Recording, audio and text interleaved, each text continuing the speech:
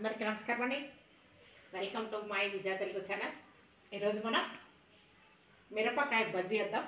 బజ్జీ మిరపకాయలు మార్కెట్లో తెచ్చాను నేను ఫ్రెష్గా. శనగపిండిని ముందుగా మనము ఇలా కొద్దిగా శనగపిండి మనకు ఎంత కావాలో అంత సోడా సాల్ట్ వేసి దీన్ని బాగా ఇలా ముందుగా కలిపి పెట్టుకోవాలి. ముందుగా మనం ఇలా పిండిని పెట్టుకోవాలి. ఇది వాము సాల్ట్ మసాలా లాగా అనమాట. ఇది ఇలా మిక్సీ వేసి మెత్తగా చేసి పెట్టుకోవాలి.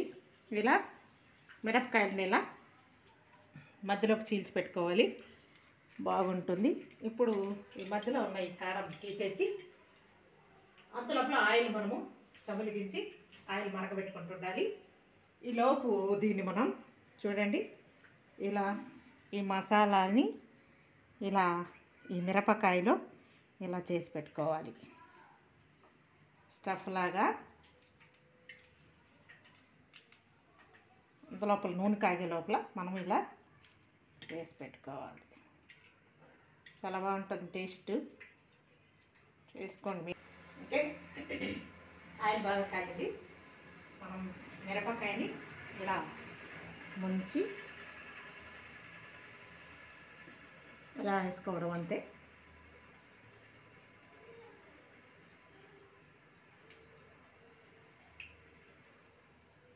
మిరపకాయ బజ్జీ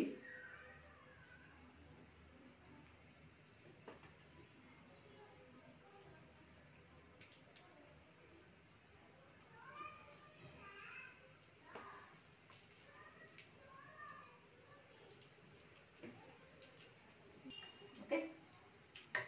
బజ్జీలు మనం మరొక వైపుకి ఫ్లిప్ చేసుకుందాం.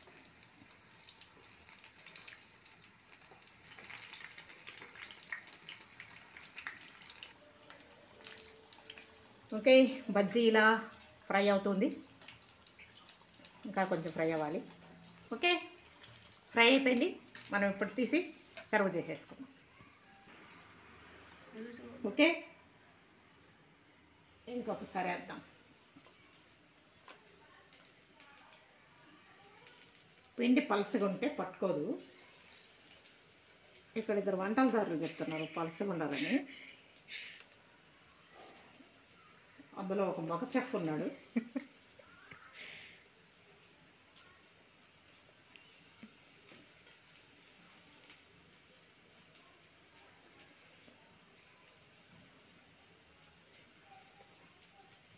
ఇలా మన బజ్జీ వేడి బజ్జీ రెడీ అయిపోయింది.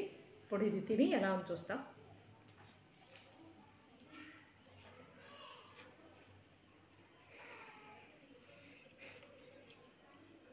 బాగుంది. మీరు కూడా ఈ ప్రాసెస్లో చేసుకోండి, తినండి. విజయ తెలుగు ఛానల్ని షేర్ చేయండి, లైక్ చేయండి, సబ్స్క్రైబ్ చేయండి. నమస్కారం.